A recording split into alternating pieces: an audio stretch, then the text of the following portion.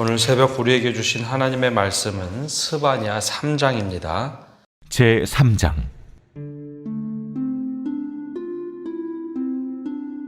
패역하고 더러운 곳 포악한 그 성읍이 화 있을진저 그가 명령을 듣지 아니하며 교훈을 받지 아니하며 여호와를 의뢰하지 아니하며 자기 하나님에게 가까이 나아가지 아니하였도다.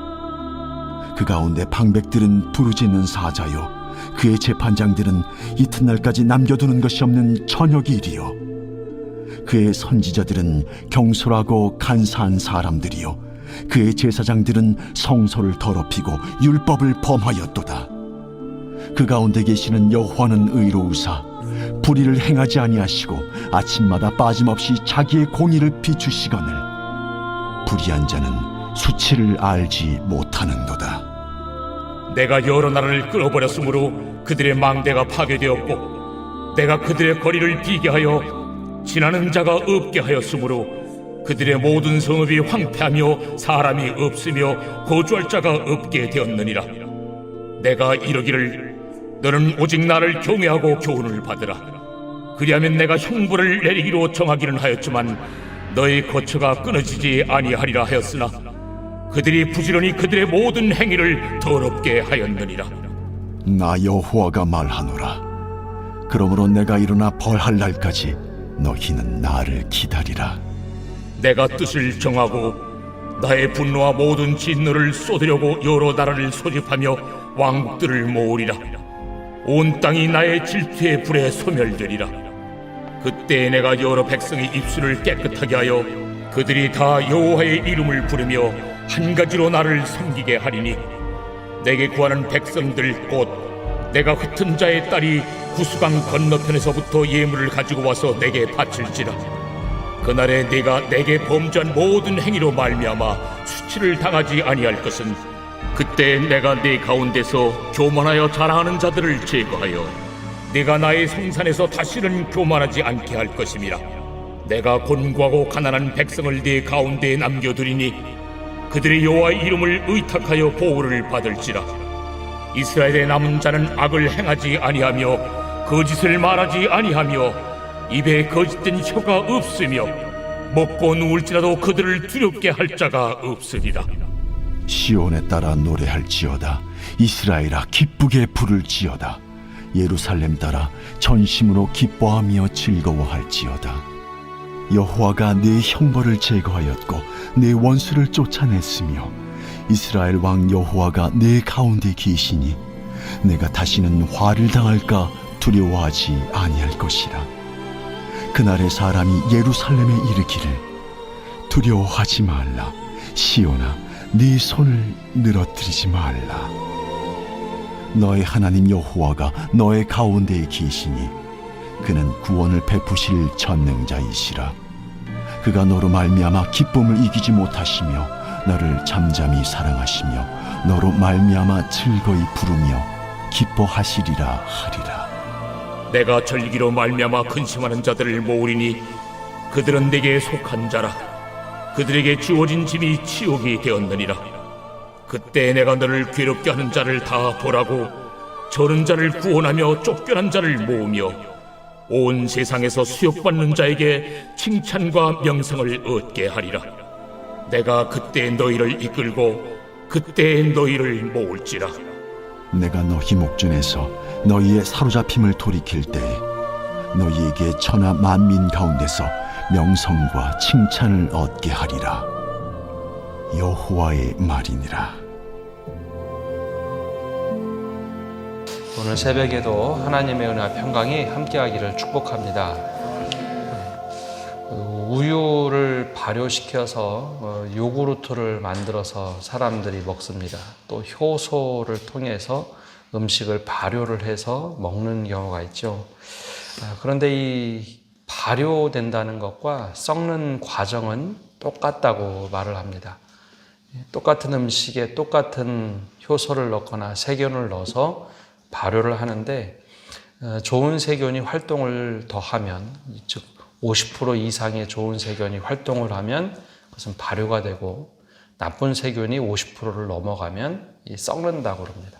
그래서 이 과정은 다 똑같은데 어떤 선한 것이 더 많이 활동을 하느냐, 악한 것이 많이 활동을 하느냐에 따라서 발효가 돼서 더 좋은 물질이 되느냐, 아니면 썩어서 버리느냐, 이 결과가 전혀 다르게 나타난다는 것이죠. 근데 이스라엘 공동체도 그랬습니다. 다윗의 시대에 보면 백성들이 잘못된 길로 가는 사람들도 참 많았지만 어떻게 하면 하나님을 기쁘시게 할까? 어떻게 하면 공동체를 유익하게 할까? 그 선한 방향으로 가니 나라가 부강해지고 나라가 건강해지고 우리 때는 못하더라도 다음 때는 성전을 건축하자. 솔로몬 시대에 성전 건축하도록 모든 것을 남겨놓죠. 그런데 이제 오늘 스바냐 선지자가 활동하던 이 요시야 왕 시대는 조금 달랐습니다. 히스기야 왕이 그 전에 있던 바알의 제단을 다 없애고 산당을 없애는 역할을 했지만 그의 아들 므낫세와 또 손주 아몬은 전혀 반대로 행했죠. 없앴던 그 제단을 다시 만들고 귀족들을 활용하고 또 제사장들에게는 이방 신에게 섬기도록 그 물꼬를 터게 됩니다. 결과적으로는 이 므낫세와 아몬 시대의 나라가 완전히 기울어 버리죠. 요시야 왕이 종교 개혁은 했으나 이미 기울어져 버린 나라, 아까 처음에 말씀드린 대로 이미 나쁜 일들이 가득 차서 썩어져 버린 그것은 더 이상 발효가 되지 않고 이제 썩어버리는 나라가 되었습니다. 그래서 하나님께서 이미 심판하시기로 결정한 시대가 바로 이 스바냐 시대입니다. 오늘 말씀에는 스바냐를 통해서 심판의 메시지를 전하는데 어제 말씀을 보면 열방의 나라들을 동서남북에 있던 나라들을 심판한다고 하셨죠. 그 심판의 이유는 남유다를 통해서 너희가 이방 열방까지 하나님이 심판하시는 것을 보고 너희가 경고로 삼고 돌이켜라, 하나님을 찾고 구하라는 메시지였습니다. 실제로 이 북이스라엘이 멸망하던 시기는 히스기야 왕 시대입니다. 즉 히스기야 왕 시대에 아수르에서 북이스라엘이 멸망한 것을 보았다면 우리가 이렇게 살면 안 되겠는데 그렇게 생각을 해야 하는데 남유다는 내심 좋아했습니다. 아수르를 전쟁에 끌어들인 것도 남유다의 계략이었고 결과적으로는 북이스라엘이 망하게 되죠. 근데 그걸 경고로 삼지 않았습니다. 주변의 나라들이 심판받는 것을 보고 경고로 삼지 않고 자기의 길을 가게 되죠. 그래서 오늘 말씀을 시작할 때는 이미 하나님의 뜻이 정해진 시대였습니다. 그래서 3장 1절에 보면 이렇게 시작하죠. 패역하고 더러운 곳, 포악한 그 성읍이 화 있을진저. 패역하고 더러운 곳, 포악한 성읍, 그러면 나훔 선지자의 경우에는 니느웨를 지칭했겠지만 스바냐 선지자가 말하는 이 패역한 성읍은 바로 예루살렘을 지칭합니다. 하나님의 성전이 있고 하나님께 예배하는 곳인데 오히려 그곳이 패역하고 더러운 것, 포악한 성읍이 되었다라는 거죠. 2절부터 반복해서 나오는 죄악이 있습니다. 유다의 죄를 5가지 정도로 말할 수 있는데요. 2절에 이렇게 이야기를 하죠.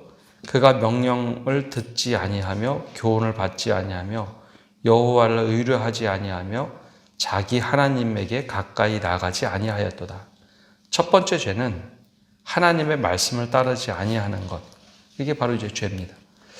명령을 듣지 않는 것, 교훈을 받지 아니하는 것. 이것이 첫 번째 죄입니다. 율법이 있어도 히스기야 시대, 요시야 왕 시대의 율법을 다시 발견하고 제사장 hil기야를 통해서 율법을 회복했지만 더 이상 사람들이 율법을 듣지 않습니다. 두 번째는 여호와를 의뢰하지 않는 것, 즉 하나님을 찾지 않는 죄가 만연했다는 거죠. 더 이상 하나님에 대한 기대가 없는 백성이 되어버렸습니다. 세 번째 죄는 3절에 이렇게 말합니다. 그 가운데 방백들은 부르짖는 사자요 그의 제사장들은 이튿날까지 남겨두는 것이 없는 저녁 일이요. 즉 관리들은, 세 번째 죄악은 관리들은 포악한 사자처럼 군림합니다. 사람들을 물어 뜯는 거죠. 법조인들은 유전무죄, 무전유죄를 만든 구분 판결을 합니다. 돈을 가져다 줘야 이롭게 혹은 내 편, 네 편을 나눠서 판결을 하는 거죠. 그게 이제 세 번째 죄악입니다. 사회에 이렇게 죄가 만연한 시대가 되어버렸습니다. 네 번째 죄는 4절에 이렇게 말합니다. 그의 선지자들은 경솔하고 간사한 사람들이요. 그의 제사장들은 성소를 더럽히고 율법을 범하였도다. 선지자들이 전해야 되는 것은 진리죠. 사람들을 위로하는 것만 선지자의 몫은 아닙니다. 하나님의 뜻이 무엇인가 진리를 전해야 하는데 사람들 위로만 하는 간사한 사람들로 선지자들이 타락을 하게 되죠. 제사장들은 성소를 더럽히고 율법을 범하였다라고 하는데 예배에 지켜져야 할 규례와 질서는 없고 사람에 의해서 망가진 예배를 허용하는 제사장이 됐습니다.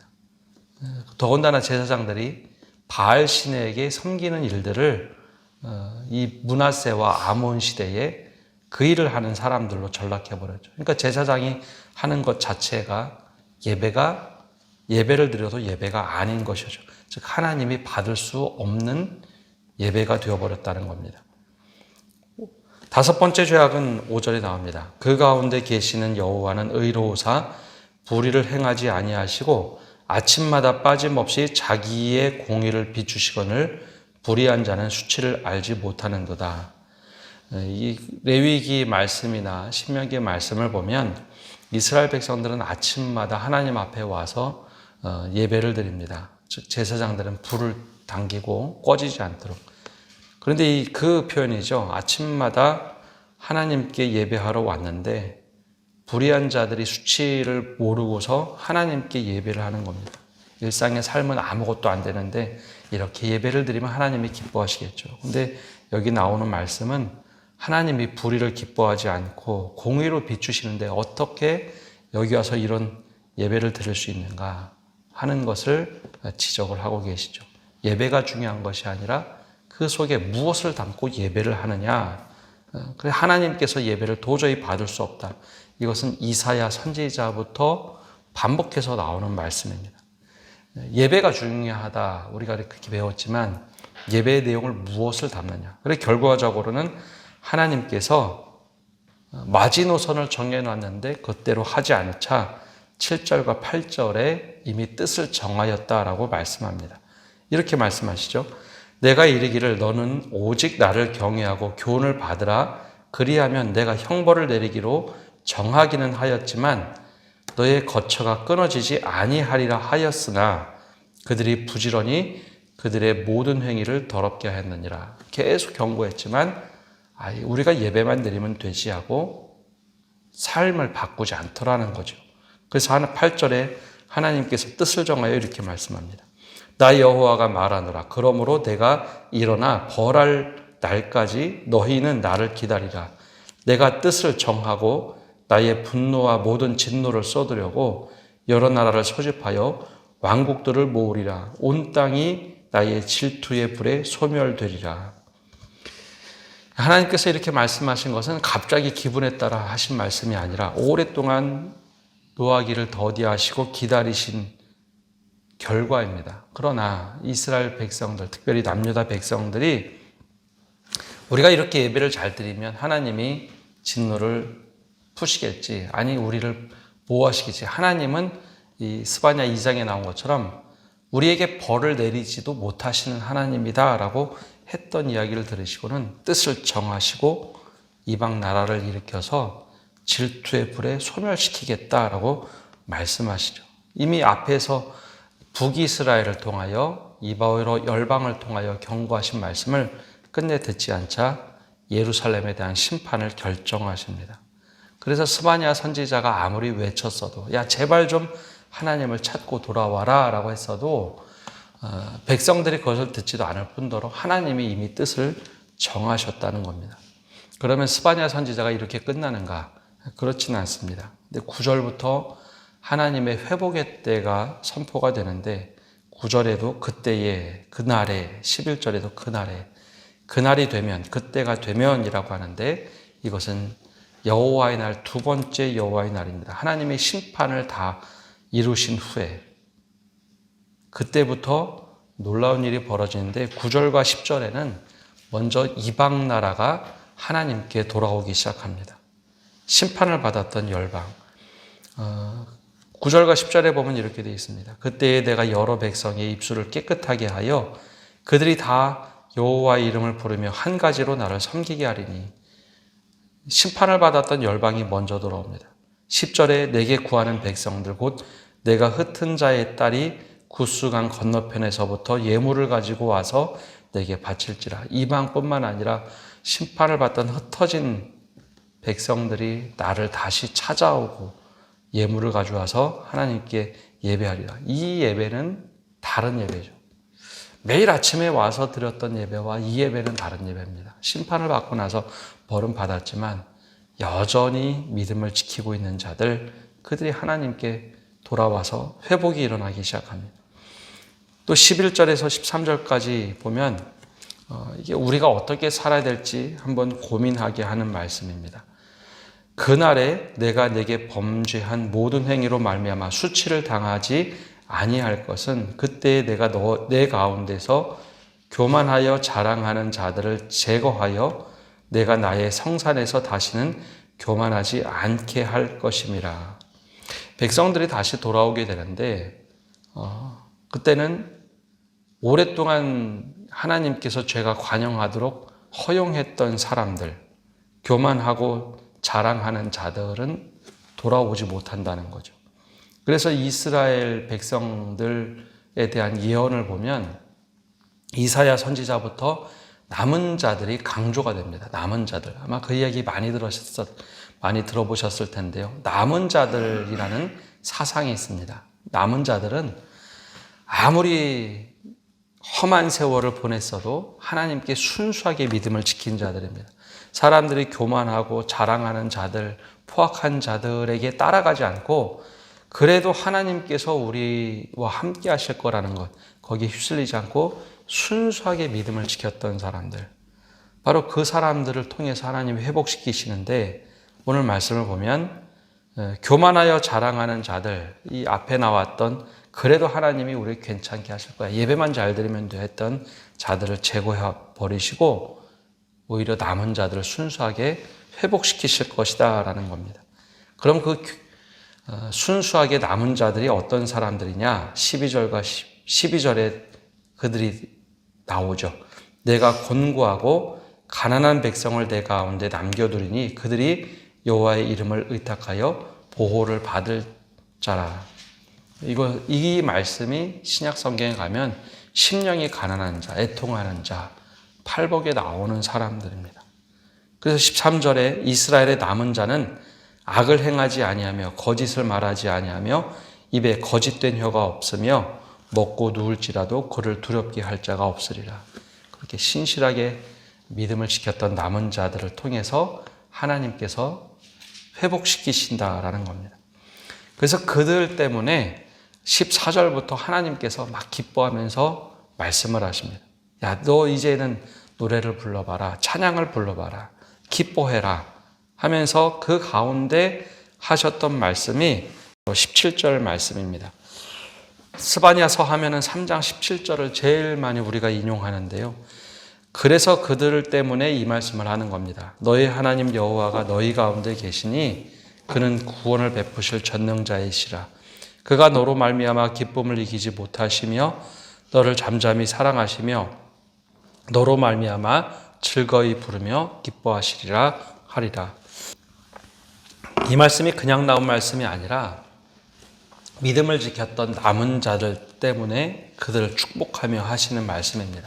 사실 이 말씀만 딱 떼어서 보면 마치 이스라엘 백성들 모두에게 하시는 말씀처럼 우리가 착각하기 쉽지만 혹독한 시련이 있었고 조금이라도 같이 악과 어울리고 거짓된 혀로 같이 어울리면 하나님이 보호하시겠다가 아니라 우리는 그렇게 하지 않고 하나님을 경외하며 하나님을 구하고 찾겠다고 했던 그 사람들, 멸망하고 심판을 하나님께서 이루셨지만 이 남은 자들이 있었기 때문에 그들을 회복시키신 후에 그들 때문에 하나님이 너무 기쁘다는 겁니다.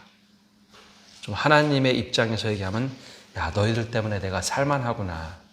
너희들 때문에 내가 너무나 기쁘단다 라고 하는 말씀이 17절 말씀입니다.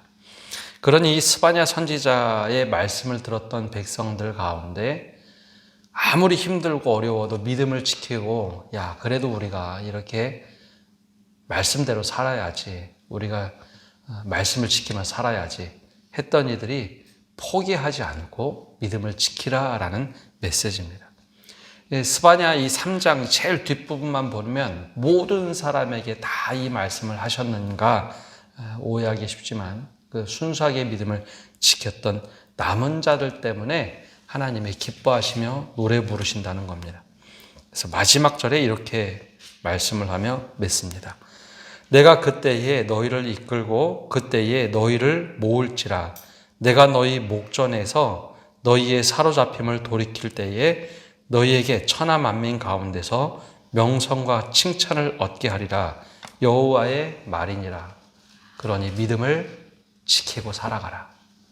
믿음을 순수하게 지켜라. 나를 찾고 구하라 라는 겁니다. 오늘도 이 말씀을 듣고 살아가는, 또 이 말씀을 듣고 실천하는 모든 성도들 위해 바로 하나님의 은혜와 축복이 넘치기를 바라고, 바로 이렇게 살아가는 것이 나를 드러내는 것이 아니라 이렇게 순전한 믿음을 갖고 사는 것이 명성과 칭찬을 얻는 삶이라는 그 확신을 가지고 살아가시는 성도 여러분 되시기를 바랍니다. 기도하겠습니다.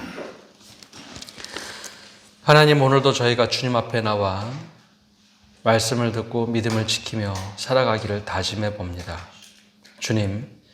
주님께서 남유다를 멸망시키시겠다고 말씀하실 때 하나님의 마음이 얼마나 찢어지는지 우리가 그 하나님의 마음을 헤아릴 수 있도록 은혜를 내려 주옵소서.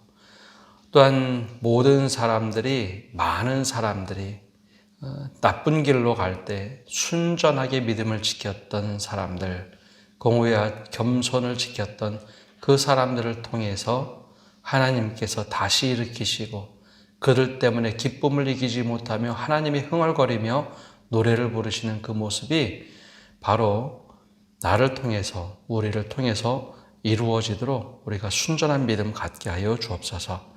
그 믿음을 온전히 지켜나가는 하루하루가 될 때 주님이 기뻐하시는 남은 자로 살아가게 하여 주옵소서. 이 모든 말씀 예수님의 이름으로 기도합니다. 아멘.